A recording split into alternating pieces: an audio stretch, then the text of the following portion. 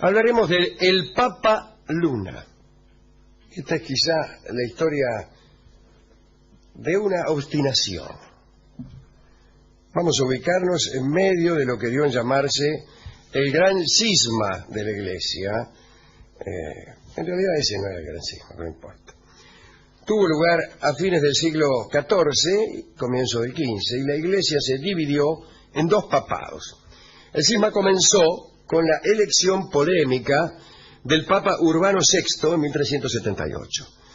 Los cardenales que lo eligieron estaban aterrorizados porque fuera del cónclave se habían reunido cientos de personas que los amenazaban con la muerte si elegían un papa extranjero.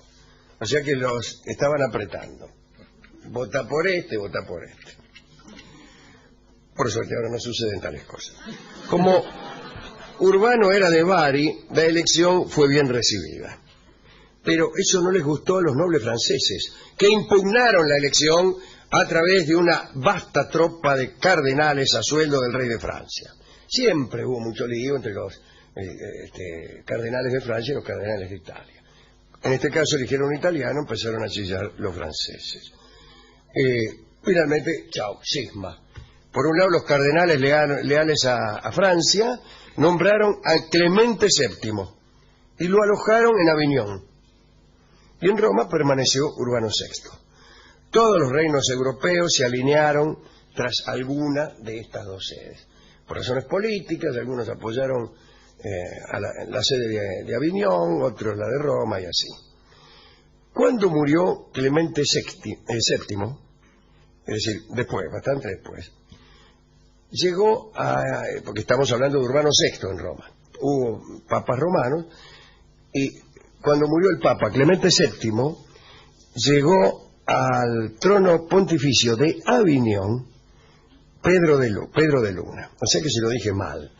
El que había quedado en Aviñón era efectivamente Clemente VII y Urbano en Roma. Cuando murió el de Aviñón, o sea Clemente VII, llegó a este trono pontificio Pedro de Luna. Pedro de Luna era un cardenal aragonés que había nacido en 1328. Tenía 63 años cuando se convirtió en papa, con el nombre papal de Benedicto XIII. Pero fue más conocido como el Papa Luna. Desde la visión ortodoxa del Vaticano, en verdad, era un antipapa. Cuentan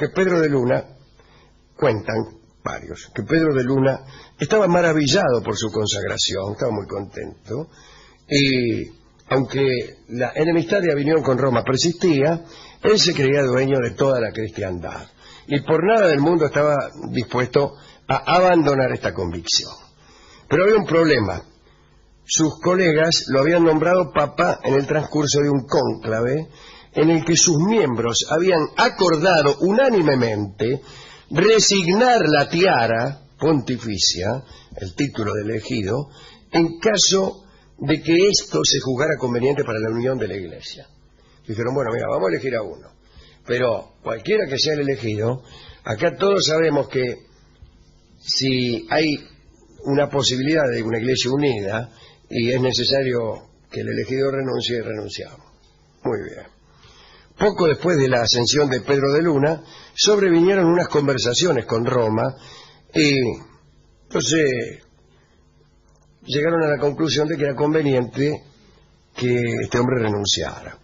Incluso unas 5.000 personas desfilaron por Roma exigiendo que el Papa cumpliera aquella promesa ante el cónclave, pero desfilaron en Roma. Pedro de Luna no quiso saber nada. En 1398, un ejército de la coalición romana puso sitio a las torres del Palacio de Aviñón. Nada, que renuncie, chao, venimos nosotros. En aquel tiempo los papas tenían intereses seculares muy poderosos. Muy bien, sitian el palacio justo en el momento en que el Papa Luna estaba celebrando en los jardines de ese mismo palacio una representación de la guerra de Troya con actores, qué sé yo. Cuenta el cronista que había un asedio real y adentro uno ficticio. Claro. Es decir, venía el ejército, imagínense, afuera de todo el ejército romano, adentro el Papa Luna, alrededor de la Troya escenográfica, un ejército de aqueos escenográficos. Claro. Era lindo episodio de Poliorcética. Bueno, el Pedro de Luna, que era amante de las artes, obligó a los actores a que aceleraran la representación para ver la mejor parte, que era el caballo de madera que entraba en Troya. Y entonces le dijo, apúrense porque si no van a entrar los que nos están sitiando a nosotros y van a detener la obra. Cuando el ejército sitiador le prendió fuego al palacio, se tuvo que suspender el incendio de Troya. Al final, el Papa Luna pudo huir, disfrazado no sabemos de qué, y en la noche, ¿no? Viajó hasta la corte de Anjou, allí lo recibieron. En aquella corte el Papa diseñó un ejército para contraatacar a los romanos, pero no pudo reunir suficiente hueste. Viajó entonces hasta otra corte, la del conde de Mallorca. Allí sostuvo la jerarquía a la que ya nadie daba el menor crédito, ¿no? Vivía sentado en un trono, arropado con una túnica carmesí, cubierto con un birrete de armiño. Cualquier cosa te queda bien, loco. Y desde allí excomulgaba y lanzaba anatemas a personas que ni se enteraban de quién era, o por ahí que se reían de él, por esta o aquella razón. El Papa Luna tenía, eso sí, un servidor muy fiel, que se llamaba Vicentito Ferrer.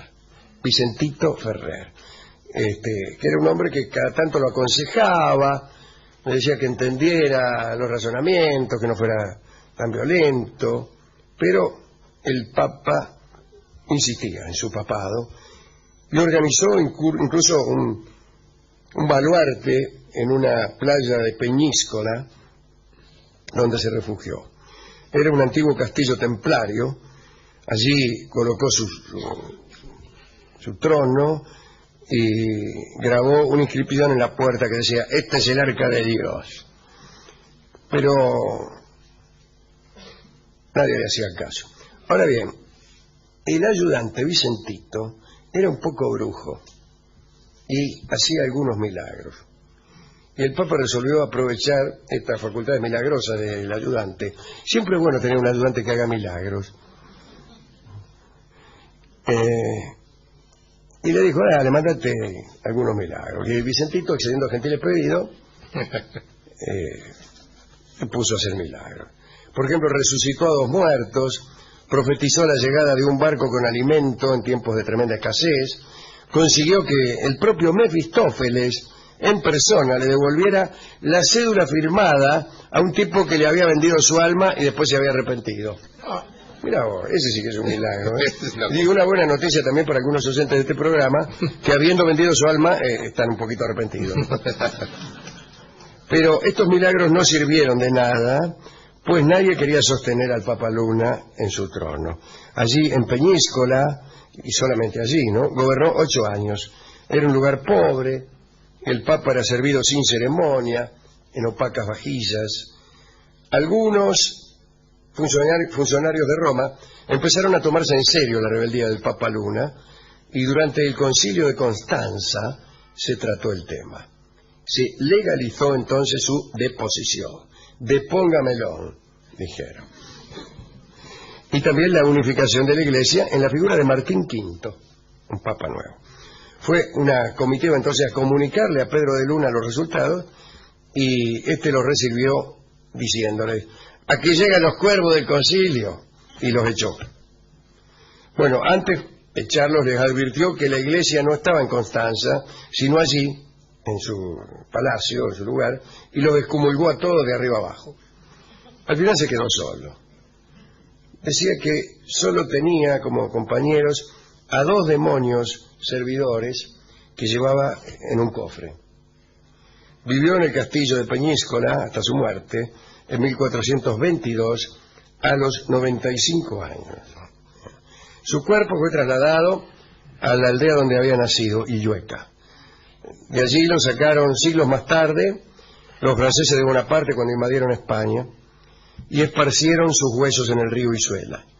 Algunos pescadores piadosos, seguramente aragoneses, consiguieron recuperar el cráneo. El cráneo está hoy en el castillo de Sabiñán. Aparecieron luego quienes pretendieron sostener el papado ficticio de Pedro de Luna, pero esa ya es otra historia. Solo queda un cráneo que se supone que es del Papa Luna. Me gustaría dedicar esta historia a Vicentito, que hacía unos milagros extraordinarios. Hemos ido a la discoteca, estuvo como 3 horas para darme un tema el discotecario y finalmente me dijo que estos cambios de sede, de Aviñón, Anjou, Peñíscola, Mallorca, eran para Pedro de Luna como una peregrinación, y entonces me dio el disco que se llama La Peregrinación, que es una hermosa huella que escucharemos en la interpretación de Ariel Ramírez y Jaime Torres, que pertenece, como saben ustedes, a la Misa Criolla. Es el número que a mí me gusta más.